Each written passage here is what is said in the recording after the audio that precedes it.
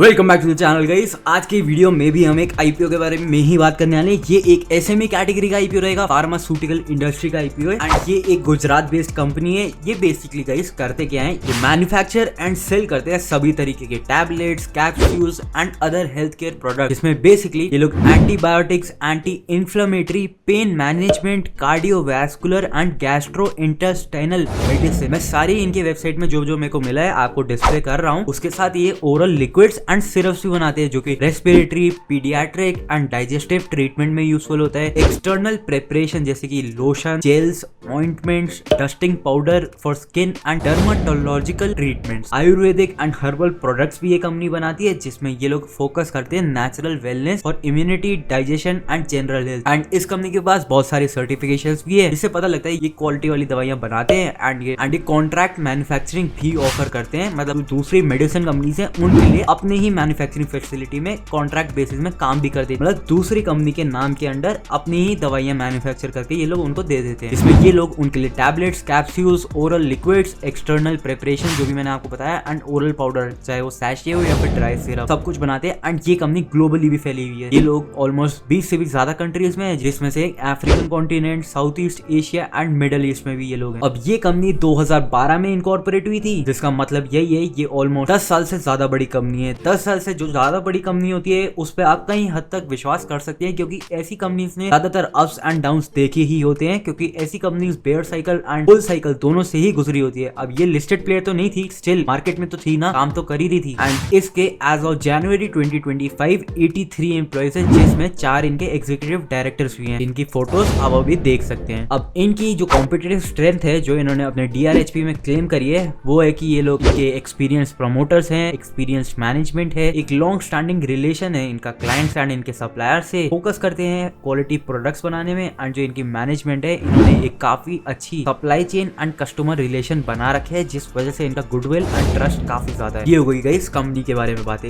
अब बेसिकली बात करते हैं इस आईपीओ के बारे में। ये एक एसएमई कैटेगरी का आईपीओ रहेगा। ये जो इश्यू साइज है ये 29 करोड़ 75 लाख रुपए का रहेगा जिसमें ये कंपनी 29.46 लाख शेयर इशू करेगी एंड ये पूरा ही फ्रेश इशू रहेगा, यानी कि सारे पैसे कंपनी के पास ही जाएंगे। एंड हाँ, जो ये आईपीओ है ये ऑलमोस्ट 112.27 करोड़ की वैल्यूएशन में ये कंपनी लेके आ रही है। ये आईपीओ स्टार्ट हो जाएगा 14 मई को, एंड होएगा 16 मई को इसकी टेंटेटिव अलॉटमेंट एंड 19 मई को आएगी जो रिफंड्स इनिशिएट होंगे एंड जो शेयर्स आपके डीमैट में क्रेडिट होंगे वो 20 मई को होंगे एंड ये शेयर मार्केट में लिस्ट हो जाएगी 21 मई को। ये एक बुक बिल्डिंग आईपीओ है, यानी कि इस आईपीओ में आपको एक प्राइस बैंड दिया जाएगा। इस आईपीओ जो प्राइस बैंड है वो 96 to 101 रुपीज पर शेयर का रहेगा। ये 10 रुपए की फेस वैल्यू पे आ रहा है, बट ऐसे बुक बिल्डिंग वाले आईपीओस में ना गाइस आपको कभी भी खुद से प्राइस को एंटर नहीं करना चाहिए। अगर आपको अलॉटमेंट चाहिए ना तो हमेशा आपको कट ऑफ प्राइस को ही सिलेक्ट करना है, तभी आपके अलॉटमेंट के चांसेस बढ़ेंगे क्योंकि आजकल जो सब्सक्रिप्शन होते हैं अच्छे आईपीओ में वो बहुत ज्यादा होते हैं एंड अगर आप मैक्सिमम प्राइस नहीं डालेंगे तो अलॉटमेंट आपको नहीं आएगा। एंड इसका एक लॉट आपको 1200 शेयर्स का होगा जिसमें 1,21,200 रुपए की बिड लगेगी। HNI कैटेगरी में अप्लाई करने के लिए 2 लॉट की एप्लीकेशन लगानी होगी जिसके लिए आपको 2,42,400 रुपीज देने होंगे। अब इस आईपीओ का ऑब्जेक्टिव क्या है, इस कंपनी को इस आईपीओ से जो 30 करोड़ रुपए चाहिए ये क्यों चाहिए? सबसे पहले तो गाइस इनको ऑलमोस्ट 2 करोड़ 60 लाख रुपए चाहिए कैपिटल एक्सपेंडिचर के लिए, जिसमें ये लोग नए इक्विपमेंट्स एंड मशीनरीज को परचेज करेंगे जो कि सही है। उसके बाद इन्हें अपनी एग्जिस्टिंग मैन्युफैक्चरिंग फैसिलिटी को अपग्रेड करने के लिए भी पैसे चाहिए जिसके लिए इनको ऑलमोस्ट 4 करोड़ 65 लाख रुपीज चाहिए। इसके बाद इनको अपने बोरोइंग्स को रीपे करने के लिए पैसे चाहिए ऑलमोस्ट 90 लाख रुपीज एंड इनको वर्किंग कैपिटल के लिए भी पैसे चाहिए जिसके लिए इनको ऑलमोस्ट 14 करोड़ 68 लाख रुपीज चाहिए होंगे। बचे हुए पैसे इनको जनरल कॉर्पोरेट पर्पस के लिए चाहिए एंड और भी पैसे इनके लिए बच जाएंगे तो हो सकता है वो इनके रिजर्व सरप्लस में जाकर के आगे चल के इनके ही काम आए। तो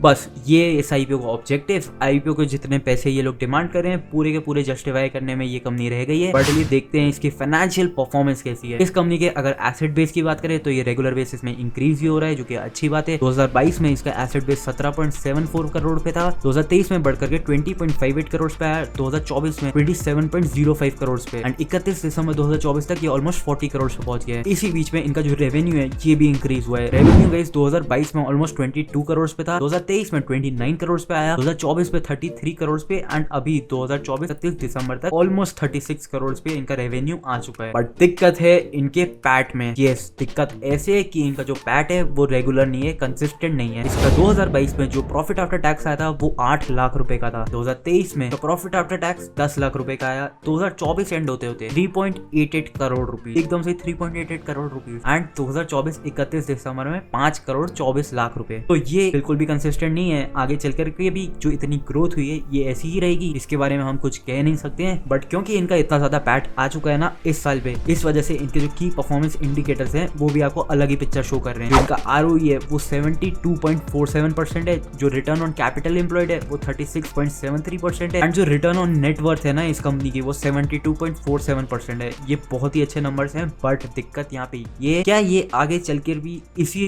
पेस में अपने रेवेन्यू को ग्रो कर पाएगी, इसी पेस में जो इनका पैट ग्रो हुआ है ये अगेन ग्रो हो पाएगा, ये काफी ज्यादा डाउटफुल है। इस कंपनी का पैट मार्जिन इसके करेंटली जो इसका पैट आया उसकी वजह से 11.51 पे चल रहा है, जो कि अगेन काफी ज्यादा अच्छा नंबर है। बट इसका जो प्राइस टू बुक है वो करेंटली 7.55 है, यानी कि 7.55 के प्राइस टू बुक में ये कंपनी अपना IPO लेके आ रही है। अब जो टॉप इंडिया की टॉप फार्मास्यूटिकल कंपनीज है ना वो भी करेंटली गई 7.55 के प्राइस टू बुक में नहीं ट्रेड हो रही है। ये बहुत ही एक्सपेंसिव है इस वैल्यूएशन पे, बट स्टिल ये कंपनी अपने IPO को इसी वैल्यूएशन पे लेके आ रही है। अब इससे आपकी वेल्थ कैसे बनेगी बहुत ही डाउटफुल है। इस कंपनी के अगर EPS की बात करी जाए तो करेंटली प्री IPO ये 4.74 पे है, इसका PE करेंटली 21.29 पे है। पोस्ट IPO इसका PE 16 पे पहुंच जाएगा, इसका EPS 6.28 पे पहुंच जाएगा। इसके DRHP में इस कंपनी ने अपने 3 पीयर्स को आइडेंटिफाई करा है एंड इसके पीयर्स के अगर आप परफॉर्मेंस को चेक करेंगे तो इसकी परफॉर्मेंस थोड़ी बेटर दिखती है, इतनी भी ज्यादा बेटर नहीं है बट इसके पीयर्स के कंपैरिजन में थोड़ी सी बेटर है। एंड जो लिंकन फार्मास्यूटिकल लिमिटेड है ना इसकी परफॉर्मेंस के सामने तो काफी अच्छी है। एंड ये कंपनी गाइस ऑलमोस्ट 1100 करोड़ रुपए की कंपनी है, तो ये कंपनी तो 112 करोड़ रुपए की है। अब क्योंकि गाइस ये कंपनी 3 बिजनेस वर्टिकल्स में ऑपरेट करती है ना, जैसे कि अपनी दवाइयों को डोमेस्टिक मार्केट में बेचती है, ये अपनी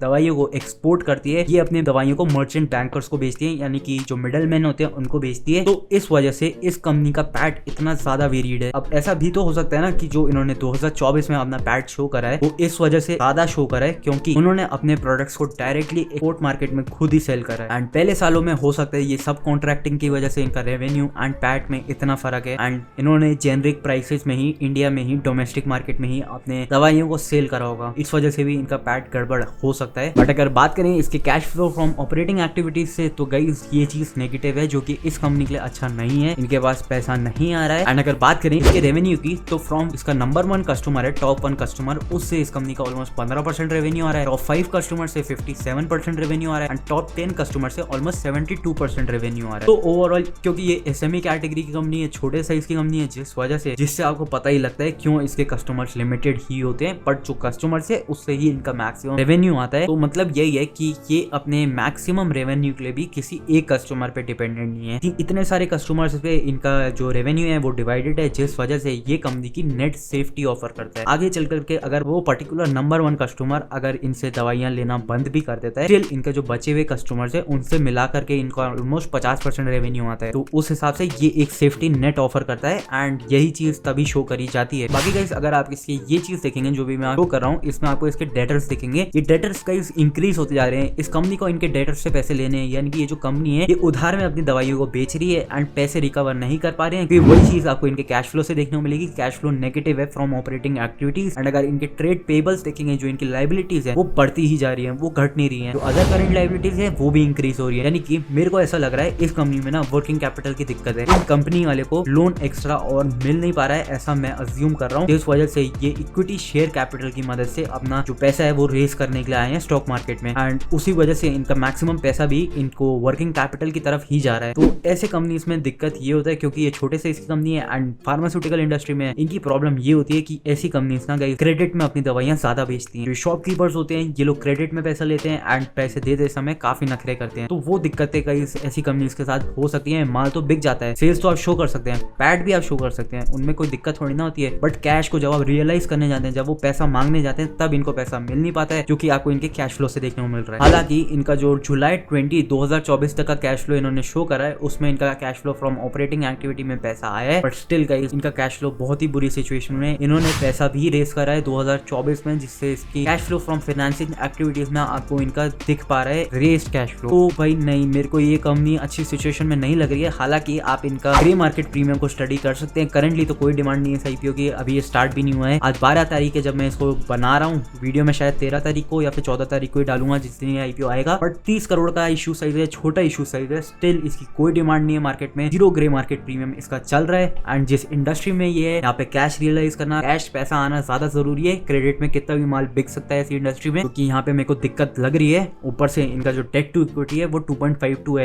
इतना ज्यादा नहीं है बट स्टिल 2 के ऊपर है, जो कि कंसर्न्स रेज करता है। इनका पैट और ये सब तो इंक्रीज हो रहा है, जो कि अगेन एक अच्छी बात है, प्रॉफिट बढ़ रहा है, बट उस प्रॉफिट को रियलाइज करने के लिए इस कंपनी के पास पैसा भी आना चाहिए, जो कि नहीं आ रहा है। एंड जो ये 3 बिजनेस वर्टिकल्स हैं, इनमें एक्सपोर्ट वाले में ही इनका मैक्सिमम रेवेन्यू या फिर मैक्सिमम पैट होता होगा, ऐसा मैं अज्यूम कर रहा हूँ, क्योंकि इंडिया में तो कई बहुत सारे जेनरिक दवाइयां बनाते हैं एंड लेस प्राइस में ही बनाते हैं। जब आप ग्लोबली कंपेयर करते हैं, इंडिया में मेडिसिन काफी कम प्राइसेस में मिलती है। एंड क्योंकि ये कॉन्ट्रैक्ट मैन्युफैक्चरर भी है, मतलब B2B सेगमेंट में भी कंपनी ऑपरेट करती है, तो अगेन जब दूसरी कंपनी इनसे ही दवाइयां बनवा रही है, तो इस कंपनी को भी उस कंपनी को काफी कम प्राइसेस में अपनी दवाइयों को बेचना पड़ता होगा। ये एज अ सप्लायर काम करते हैं एंड सप्लाई तो आप तभी लेंगे ना किसी से जब उससे लेकर के आपको आगे बेचने में बेनिफिट हो रहा है। बाकी इस कंपनी का जो प्रोडक्ट पोर्टफोलियो है वो बहुत ही सॉलिड है, बहुत सारी दवाइयां यूज करती है, बनाती है कंपनी, जो कि एवरीडे यूज में ज्यादातर हाउस होल्ड में यूज होती है। कंपनी सॉलिड है, फाइनेंशियल्स थोड़े से गड़बड़ है एंड कैश फ्लो तो बहुत ही अलार्मिंग सिचुएशन में है, जिस वजह से मैं तो इस आईपीओ में पर्सनली अप्लाई नहीं करूंगा। बट आपको ऐसा मैं बोल सकता हूं कि अगर इसका मार्केट में डिमांड आई तब कंसिडर किया जा सकता है। हालांकि मैं अप्लाई नहीं करने वाला हूं एंड आपको कोई एडवाइस नहीं करूंगा, क्योंकि ये एजुकेशनल पर्पस के लिए मैं वीडियो बना रहा हूं। एंड गाइस बात कर लेते हैं इसके लीड मैनेजर के बारे में। लीड मैनेजर का ट्रैक रिकॉर्ड अच्छा हुआ तो हो सकता है इनकी फाइनेंशियल सिचुएशन जितनी खराब है उससे इनका लीड मैनेजर इसे बाहर निकाल पाए, लिस्टिंग गेन पे हो पाए। इस कंपनी का लीड मैनेजर है जावा कैपिटल सर्विसेज, जिसका आज एक आईपीओ लिस्ट हुआ है एंड वो भी गाइस एट पार नहीं हुआ है, वो भी डिस्काउंट में लिस्टिंग हुई है उसकी। एंड शेयर इस कंपनी का लोअर सर्किट में लॉक हो गया था। ट्रैक रिकॉर्ड तो इसी महीने इतना अच्छा नहीं है। बाकी अगर इसके प्रीवियस आईपीओ को भी आप देखेंगे ना, ये करेंटली 5 आईपीओ शो हो रहे हैं एंड सारे ही अच्छे परफॉर्म नहीं करे हैं। सिर्फ एक आईपीओ जो कि 50% के गेन में लिस्ट हुआ था, बट जो बाकी 4 आईपीओ हैं वो नेगेटिव में लिस्ट हुए थे एंड अभी भी नेगेटिव पे ट्रेड कर रहे हैं। क्या ऐसे लीड मैनेजर के ट्रैक रिकॉर्ड को आपको ट्रस्ट करके अप्लाई करना चाहिए? बिल्कुल भी नहीं। इनका ट्रैक रिकॉर्ड बिल्कुल अच्छा नहीं है एंड आपको अपने पैसे यूज करते समय काफी ज्यादा केयरफुल हो जाना चाहिए। अपने पैसों को ढंग से इन्वेस्ट करना चाहिए, वरना ऐसी ही कंपनीज में डाल करके आप बर्बाद भी कर सकते हैं। मैं यहाँ पे कोई एडवाइस नहीं दे रहा हूँ, सिर्फ सारी चीजें आपको बता रहा हूँ एंड ये पूरी वीडियो ही आपको एक एजुकेशनल के हिसाब से देखनी है। ये एजुकेशनल पर्पस के लिए, मैं आपका फाइनेंशियल एडवाइजर नहीं हूँ। कहीं इन्वेस्ट करना है अपने फाइनेंशियल एडवाइजर से पूछ करके ही इन्वेस्ट करिए। चल कोई डाउट है, कोई क्वेश्चन है, नीचे कमेंट सेक्शन में आप पूछ सकते हैं, मैं आपको जवाब दे दूंगा। अगर ये वीडियो कहीं भी पसंद आए प्लीज वीडियो को लाइक करना, मेरे चैनल को आप सब्सक्राइब भी कर सकते हैं एंड मेरे सब्सक्राइबर्स इससे बढ़ेंगे एंड हमारे एक बड़ी कम्युनिटी बन पाएगी, जिसमें हम ऐसे ही फाइनेंशियल वीडियोस और ज्यादा लेके आ पाएंगे। वीडियो कहीं भी पसंद आए प्लीज लाइक करना। मिलता हूँ बहुत जल्द एक और नई वीडियो के साथ। Till then bye guys.